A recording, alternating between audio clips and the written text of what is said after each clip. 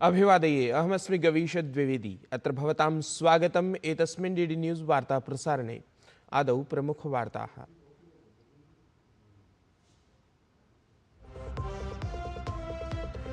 प्रधानमंत्री नरेंद्र मोदी अद्य कृषिः ग्रामीणरूपान्तरणं च इत्येतस्मिन् विषये अर्थसङ्कल्पसत्रात् परम् अभ्यन्तरजालीयं सम्मेलनं सम्बोधयेत्।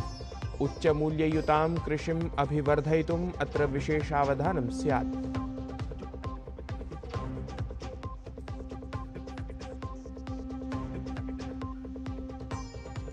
गृहमन्त्रिणः अमितशाहस्य ओडिशायात्रा।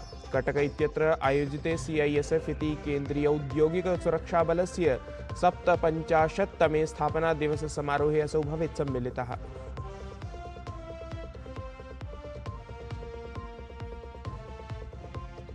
विधानसभानिर्वाचनेभ्यः पूर्वं राजनीतिकं वातावरणम् उष्णताङ्गतम्। भाजपादलीयाः दिग्गजनेतारः परिवर्तनयात्रामाध्यमेन जनतां यावत् प्राप्नुवन्ति।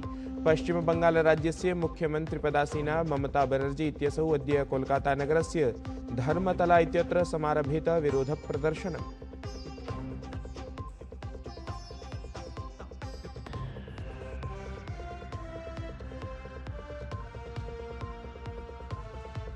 संयुक्तराज्यामेरिकीय राष्ट्रपतेः डोनाल्ड ट्रम्प इत्यस्य आवाहनम्। ईरानी रेवोल्यूशनरी गार्ड सेना अथ च आरक्षिबलानि शस्त्राणि स्थापयेयुः। ईरान देशस्य नेतॄन् प्रति कथितम्। संयुक्तराज्यामेरिकादेशः उत्कृष्ट ईरान देशस्य निर्माणे करिष्यति सहायताम्।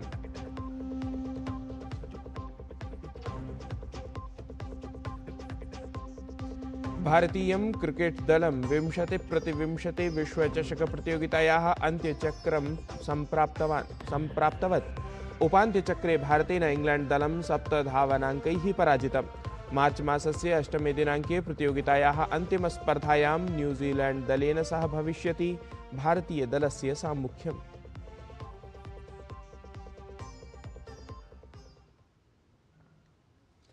प्रधानमंत्री नरेंद्र मोदी दृश्य श्रव्य प्रणालिकया अद्य प्रातः सपादैकादशवादने कृषिः ग्रामीणरूपान्तरणं च इत्येतं विषयमधिकृत्य सम्मेलनविशेषं सम्बोधयेत्।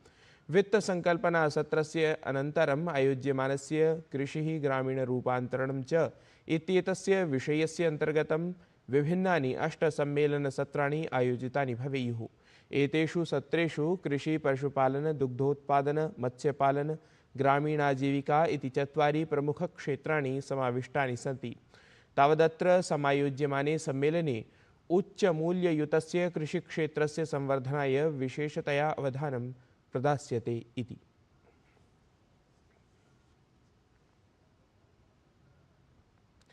प्रधानमंत्री नरेंद्र मोदी अथ फिनलैंड देशस्य राष्ट्रपतिः अलेक्जेंडर स्टब इत्येषः ऐषमः रायसीना डायलॉग इत्येतस्य कार्यक्रमस्य उद्घाटनसत्रे सम्मिलितवन्तौ। नवदिल्ल्याम् आयोज्यमाने एतस्मिन् कार्यक्रमे अनेकेषां देशानां नेतारः, मन्त्रिणः अथ नीतिनिर्मातारः सम्मिलिताः सन्ति। कार्यक्रमे फिनलैंड देशस्य राष्ट्रपतिः परिवर्तमाने वैश्विकस्थितिविषये सविस्तरं चर्चां कृतवान्। असौ कथितवान् यत् जगतः परिवर्तमाने दृश्ये विशेषतः दक्षिणवैश्विकक्षेत्रे भारतस्य भूमिका महत्वपूर्णा भविष्यति इति।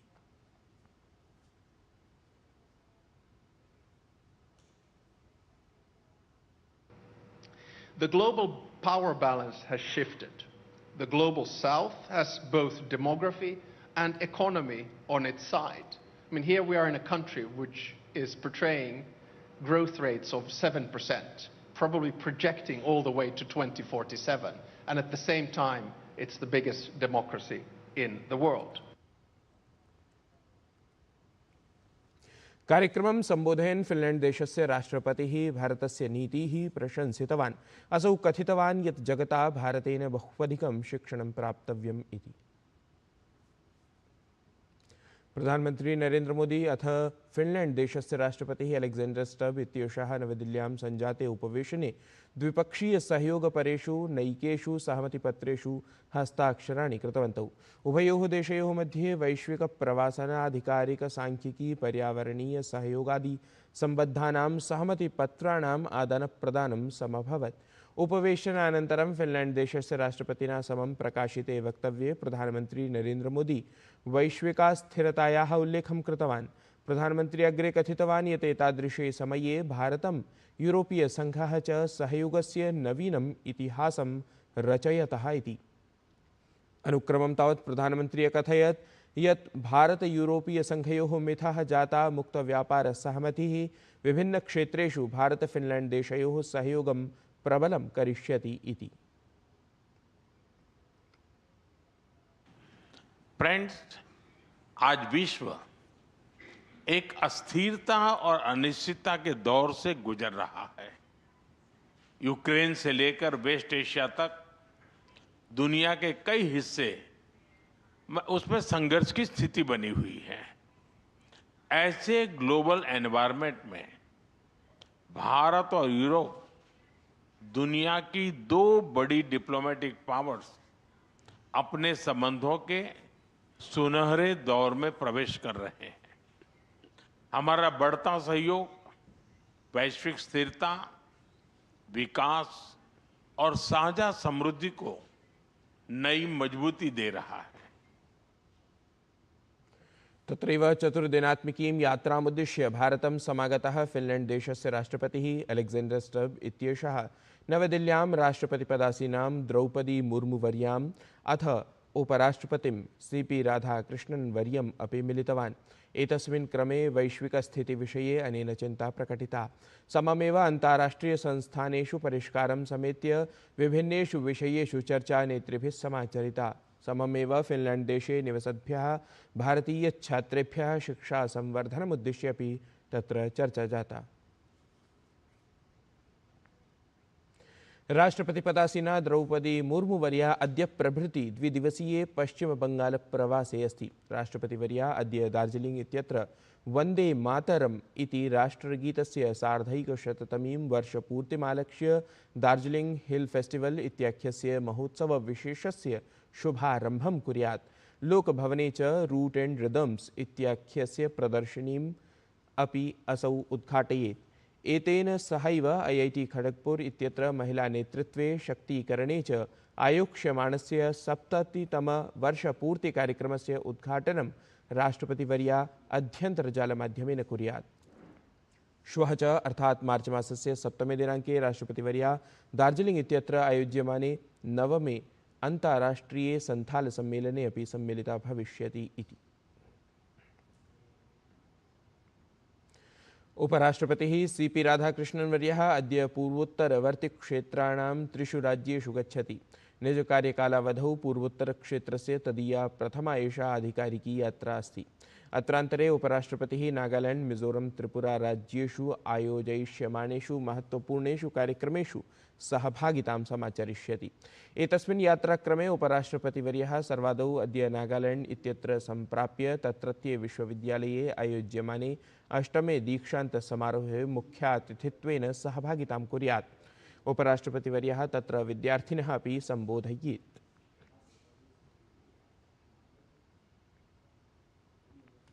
केन्द्रीय गृहमंत्री अमित शाह अद्य ओडिशा राज्यस्य मुण्डालीस्थले केन्द्रीय औद्योगिक सुरक्षा बलस्य अर्थात् CISF इत्येतस्य 57तमं स्थापनादिवस समारोहं सम्बोधयेत्। अत्रान्तरे अमित शाहः भुवनेश्वरनगरे NFSU इत्येतस्य ट्रांजिट इति परिसरस्य उद्घाटनं कुर्यात्। अथ नई न्यायसंहिता इत्येतस्मिन् विषये एकां प्रदर्शनीमपि उद्घाटयेत्।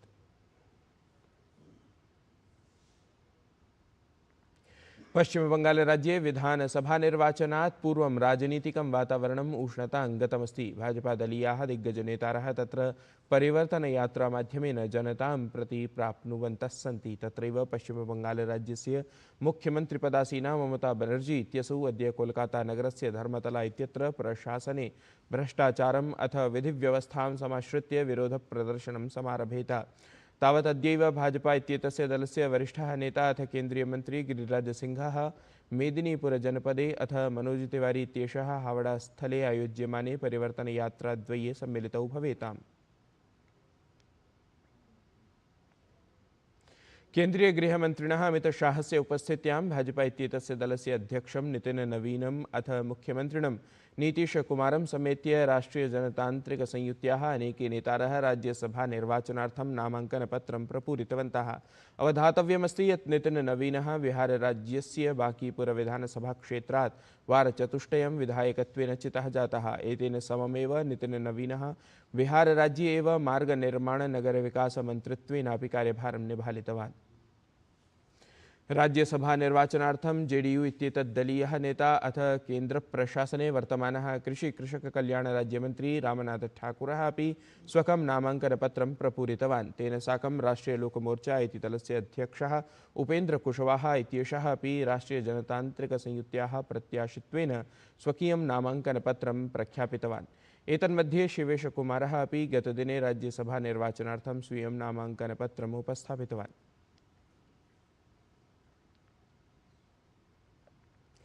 खातिदेशेषु प्रवर्तमाने संघर्षमध्ये संयुक्तराज्यामेरिकादेशस्य राष्ट्रपतिः डोनाल्ड ट्रम्प इत्येषः उक्तवान् यत् अहं पुनः एकवारम् ईरान् देशस्य सशस्त्रबलशाखां सेनाम् अथ आरक्षिणां सदस्यान् शस्त्रत्यागाय कथयामि। ते केवलं मृताः एव भविष्यन्ति। ट्रम्प इत्येषः इतोपि कथितवान् यत् अधुना ईरान् देशवासिनां कृते निजदेशाधिकारप्रापणसमयः समागतः। एषः ईरान् देशवासिभ्यः सहायताप्रदानसमयः अस्ति इति। संयुक्तराज्यामेरिका इस्रायेल ईरान् देशानां च मध्ये प्रवर्तमाने संघर्षे इस्रायेल देशस्य सेनाप्रमुखः लेफ्टिनेण्ट् जनरल् एयाल् ज़मीर् इत्येषः कथितवान् यत् तेहरानस्थम् आलक्ष्य प्रवर्तमानस्य अभियानस्य प्रथमे चरणे ईरान् देशस्य 60% अपि अधिकं बैलिस्टिक मिसाइल लॉन्चर इति परमाणुप्रक्षेपणपराणि उपकरणानि विनष्टानि सन्ति इति।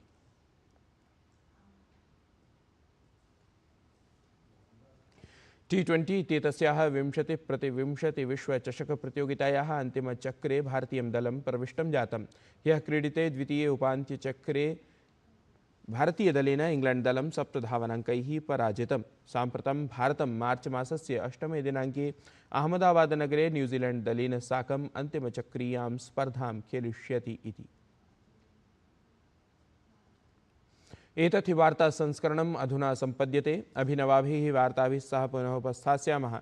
तावन्मङ्गलं भूयात्।